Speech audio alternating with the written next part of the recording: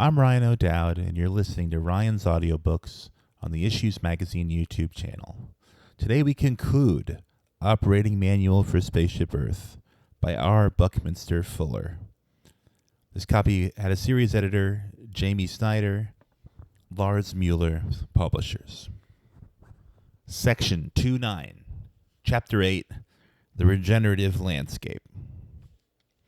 Thus, man has developed an externalized metabolic regeneration organism involving the whole of Spaceship Earth and all its resources. Any human being can physically employ that organism, whereas only one human can employ the organically integral craft tool. All 91 of the 92 chemical elements thus far found aboard our spaceship are completely involved in the world around industrial network. The full family of chemical elements is unevenly distributed, and therefore our total planet is at all times involved in the industrial integration of the unique physical behaviors of each of all the elements.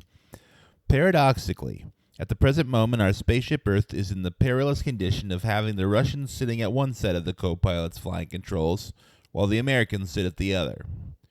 France controls the starboard engines, and the Chinese control the port engines, while the United Nations controls the passenger operation.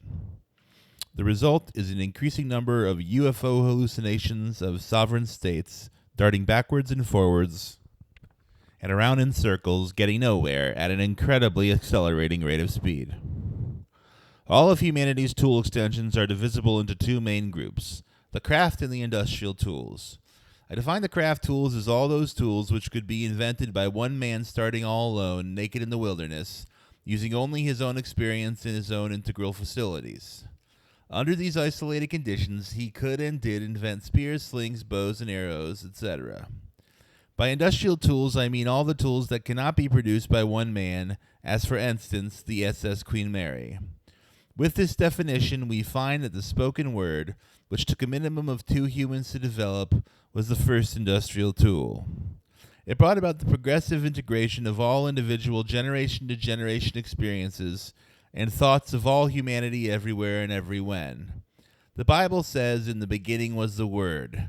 I say to you, in the beginning of industrialization was the spoken word. With the graphic writing of the words and ideas, we have the beginning of the computer, for the computer stores and receives information. The written word, dictionary, and the book were the first information storing and retrieving systems. The craft tools are used initially by man to make the first industrial tools. Man is using his hands today most informatively and expertly, only to press the buttons that set in action the further action of the tools, which reproduce other tools, which may be used informatively to make other tools. In the craft economies, craftsmen artists make only end or consumer products.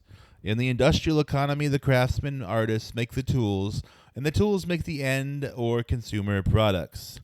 In this industrial development, the mechanical advantages of men are pyramided rapidly and synergetically into invisible magnitudes of ever more incisive and inclusive tooling, which produce ever more with ever less resource investment per each unit of end product or service performance. As we study industrialization, we see that we cannot have mass production unless we have mass consumption. This was affected evolutionarily by the great social struggles of labor to increase wages and spread the benefits and prevent the reduction of the number of workers employed. The labor movement made possible mass purchasing, ergo, mass production, ergo, low prices on vastly improved products and services, which have altogether established entirely new and higher standards of humanity's living. Our labor world and all salaried workers, including school teachers and college professors, are now, at least subconsciously if not consciously, afraid that automation will take away their jobs. They are afraid that they won't be able to do what is called earning a living, which is short for earning the right to live. This term implies that normally we are supposed to die prematurely and that it is abnormal to be able to earn a living. It is paradoxical that only the abnormal or exceptional are entitled to prosper. Yesterday the term even inferred that success was so very abnormal that only divinely ordained kings and nobles were entitled to eat fairly regularly. It's easy to demonstrate to those who will take the time and the trouble to unbias their thoughts that automation swiftly can multiply the physical energy part of wealth much more rapidly and profusely than can man's muscle and brain reflex manually controlled production. On the other hand, humans alone can foresee, integrate, and anticipate the new tasks to be done by the progressively automated wealth production machinery. To take advantage of the fabulous magnitudes of real wealth waiting to be employed intelligently by humans and unblock automation's postponement by organized labor, we must give each human who is or becomes unemployed a life fellowship in research and development or in just simple thinking. Man must be able to dare to think truthfully and to act accordingly without fear of losing his franchise to live. The use of mind fellowships will permit humans comprehensively to expand and accelerate scientific exploration and experimental prototype development. For every 100,000 employed in research and development, or just plain thinking, one probably will make a breakthrough that will more than pay for the other 99,999 fellowships. Thus, production will no longer be impeded by humans trying to do what machines can do better. Contrariwise, omni-automated and inanimally powered production will unleash humanity's unique capability, its metaphysical capability. Historically speaking, these steps will be taken within the next decade. There's no doubt about it. But not without much social crisis and consequent educational experience and discovery concerning the nature of our unlimited wealth. Through the Universal Research and Development Fellowships, we're going to start emancipating humanity from being muscle and reflex machines. We're going to give everybody a chance to develop their most powerful mental and intuitive faculties. Given their Research and Development Fellowship, many who have been frustrated during their younger years may feel like going fishing. Fishing provides an excellent opportunity to think clearly, to review one's life, to recall one's earlier frustrated and abandoned longings and curiosities. What we want everybody to do is to think clearly. We soon will begin to generate wealth so rapidly that we can do very great things.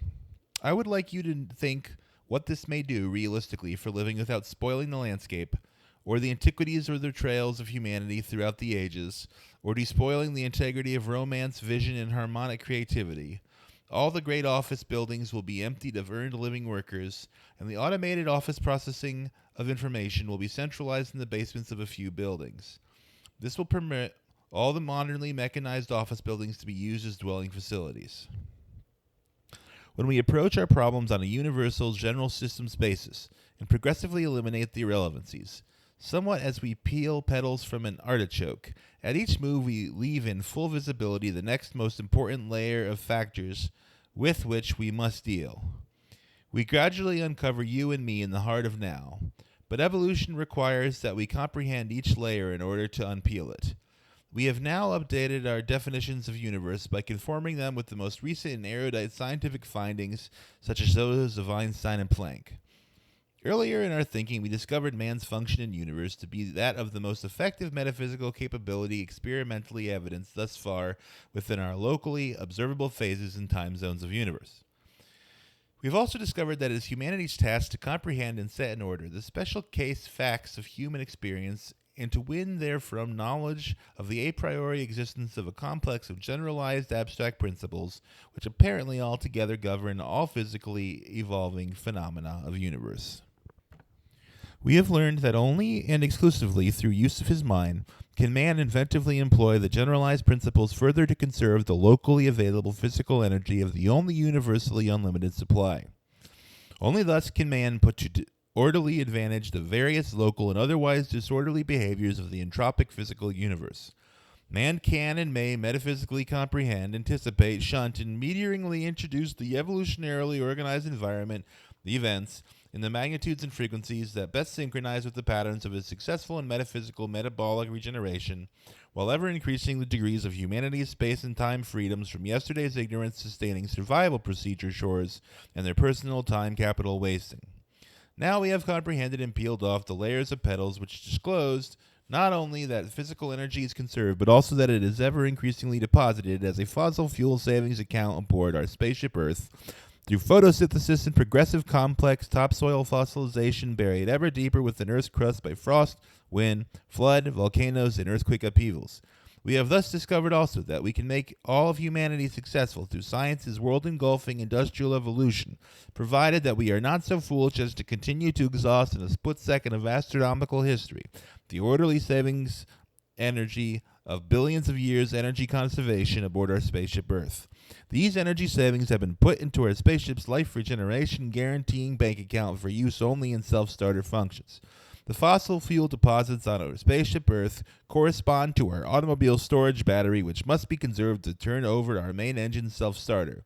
Thereafter, our main engine, the life-regenerating processes, must operate exclusively on our vast daily energy income from the powers of wind, tide, water, and the direct sun radiation energy. The fossil fuel savings account has been put aboard Spaceship Earth for the exclusive function of getting the new machinery built with which to support life and humanity at ever more effective standards of vital physical energy and re-inspiring metaphysical sustenance to be sustained exclusively on our sun radiations and moons, pull gravity's tidal, wind, and rainfall, generating pulsating and therefore harnessable energies. The daily income energies are excessively adequate for the operation of our main industrial engines and their automated productions. The energy expended in 1 minute of a tropical hurricane equals the combined energy of all the USA and USSR nuclear weapons. Only by understanding the scheme may we continue for all time ahead to enjoy and explore universe as we progressively harness ever more of the celestially generated, tidal and storm-generated wind, water, and electrical power concentrations. We cannot afford to expend our fossil fuels faster than we are recharging our battery, which means precisely the rate at which the fossil fuels are being continually deposited within Earth's spherical crust. Editor's note. And also that their heat is reabsorbed into systems, and also that the carbon is reabsorbed through the transpiration process in plants. So it's a lot of stuff that's out of accounting there when it comes to fossil fuels. Moving on. We have discovered that it's highly feasible for all the human passengers aboard Spaceship Earth to enjoy the whole ship without any individual interfering with another, and without any individual being advantaged at the expense of another, provided that we are not so foolish as to burn up our ship and its operating equipment by powering our prime operations exclusively on atomic reactor-generated energy. The too short-sighted and debilitating exploitation of fossil fuels and atomic energy are similar to running automobiles only on the self-starters and batteries, and as the latter become exhausted, replenishing the batteries only by starting the chain reaction consumption of the atoms with which the automobiles are constituted. We have discovered also why we were given our intellectual faculties and physical extension facilities. We have discovered that we have the inherent capability and inferentially the responsibility of making humanity comprehensively and sustainably successful. We've learned the difference between brain and mind capabilities. We have learned of the superstitions and inferiority complexes built into all humanity through all of history's yesterdays of slavish survival under conditions of abysmal illiteracy and ignorance wherein only the most ruthless, shrewd, and eventually brutish could sustain existence, and then for no more than a third of its own potential lifespan. This all brings us to a realization of the enormous educational task which must be successfully accomplished right now, in a hurry, in order to convert man's spin dive toward oblivion into an intellectually mastered power pull-out into safe and level flight of physical and metaphysical success, whereafter he may turn his spaceship Earth's occupancy into a universe-exploring advantage. If it comprehends and reacts effectively, humanity will open an entirely new chapter of the experience and thoughts that drives thereby stimulated. Most importantly, we have learned that from here on it is success for all or for none, for it is experimentally proven by physics that unity is plural and at minimum two, the complementary but not mirror imaging proton and neutron. You and I are inherent differently and complementary. Together we average a zero, that is, as eternity. Now, having attained that cosmic degree of orbital conceptioning, we will use our retro rocket controls to negotiate our reentry of our spaceship Earth's atmosphere and return to our omni-befuddled present. Here we find ourselves maintaining the fiction that our crossbreeding world man consists fundamentally of innately different nations and races, which are the antithesis of that crossbreeding. Nations are products of many generations of local inbreeding in a myriad of remote human enclaves, with grandfather chiefs often marrying incestuously. The gene concentrations brought about hybrid nationally unique physiological characteristics which in the extreme northern hibernations bleach out the human skin, and in the equatorial casting off of all clothing inbred darkly tanned pigmentation. All are the consequences only of unique local environmental conditions and super inbreeding. The crossbreeding world people on the North American continent consist of two separate input sets.